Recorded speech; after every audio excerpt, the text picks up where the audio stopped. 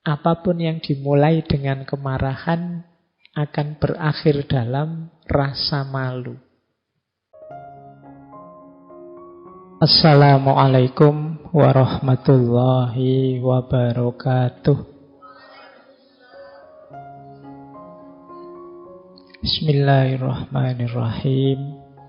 Alhamdulillahi rabbil alamin. Wa bihi nasta'inu ala umurid dunya waddin.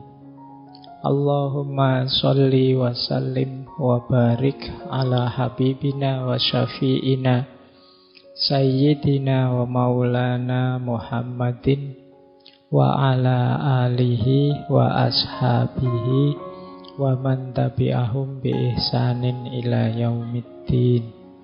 Untuk mengembangkan kecerdasan emosi kita, pertama yuk kita terus-menerus membaca diri kita tanpa henti. Kenapa kok tanpa henti? Karena kita itu bukan barang mati.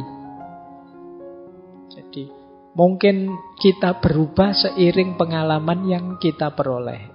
Baik pengalaman baik atau pengalaman buruk. Maka harus ada waktu yang kita sempatkan untuk muhasabah, mengenali diri kita sendiri.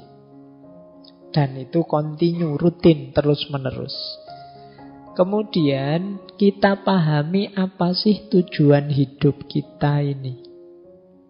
Ini akan membuat kita lebih semangat menjalaninya. Kita melakukan sesuatu dan punya tujuan itu kan lebih kondusif daripada tidak tahu nanti mau kemana. Saya jadi orang baik itu mau apa atau Pak. Itu kalau kita tidak tahu tujuannya kemana itu kan semangatnya kurang. Tapi kalau kita tahu tidak Pak, ini dalam rangka memperoleh ridhonya Allah misalnya. Itu kan tujuannya jelas. Ini dalam rangka biar adil makmur kita. Itu tujuannya jelas. Jadi mari memperjelas tujuan. Kemudian mari menegaskan perilaku yang ingin kita jaga. Maksudnya kita ini kan ya pasti ada sifat-sifat baik dalam diri kita. Nah, yang baik ini ingin kita jaga. Tapi ayo ditegaskan. Pak, saya itu meskipun tidak terlalu pintar, tapi saya itu tekun Pak. Ini akan saya jaga Pak. Ini namanya menegaskan perilaku yang ingin kita jaga. Sekaligus mengidentifikasi perilaku yang ingin kita kembangkan. Saya orangnya tidak sabaran Pak, tapi saya ingin jadi orang sabar. Ini berarti perilaku yang ingin saya kembangkan. Kita latihan untuk jadi orang sabar.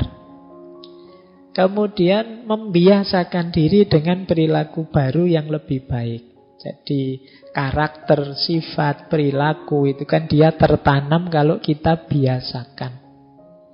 Maka riyadhah kita antara lain membiasakan perilaku yang baik. Kemudian menelaah buah atau efek dari apa yang kita lakukan. Kita itu kan sering perbuatan kita dasarnya dorongan emosi. Nah, mungkin saat kita jalankan kita tidak sadar, tapi selanjutnya mari kita berefleksi. Tadi aku ngomong gitu itu pantas tidak sih? Tadi aku mengungkapkan yang seperti itu sopan tidak sih? Ini namanya mikir efek dari yang sudah kita lakukan.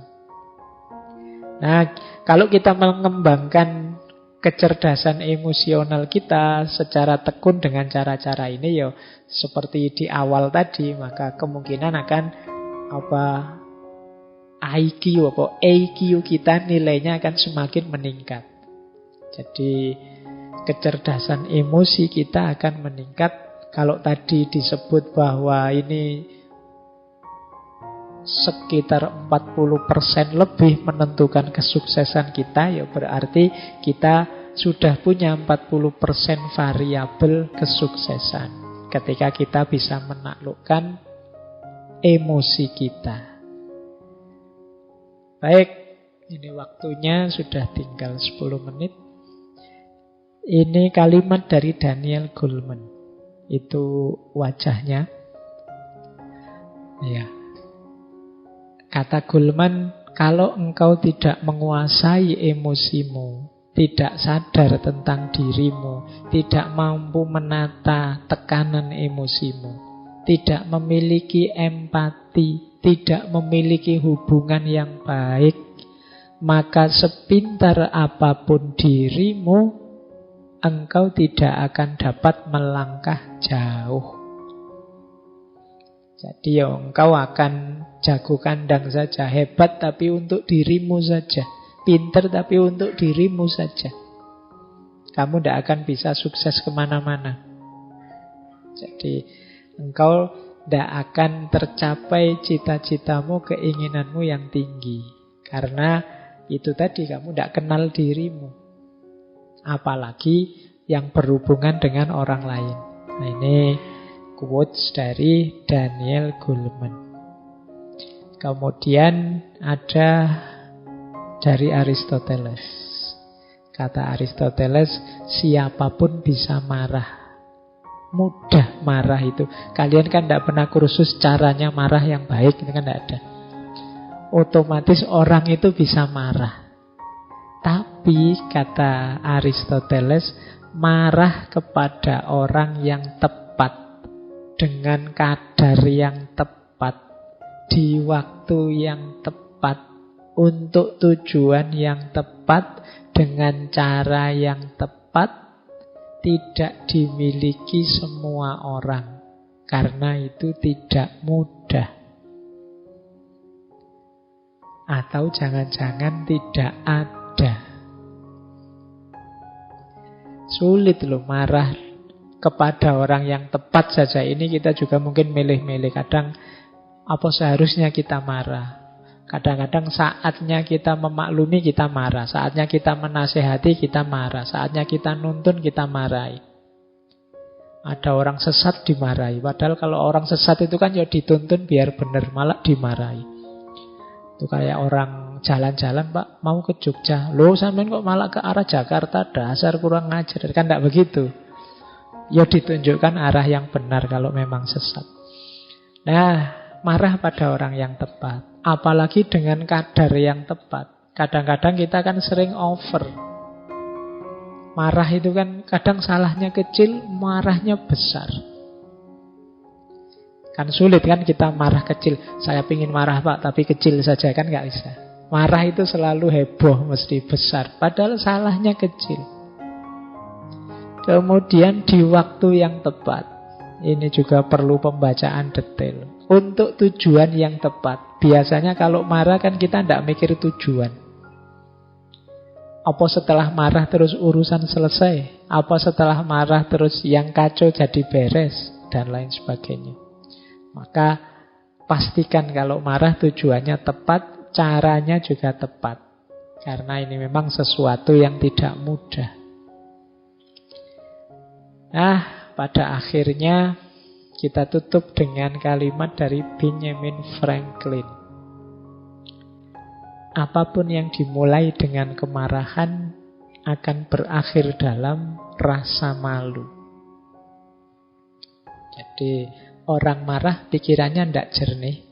Maka tadi ya, kecerdasan emosi itu mix antara emosi dengan pikiran, dengan akal yang jalan.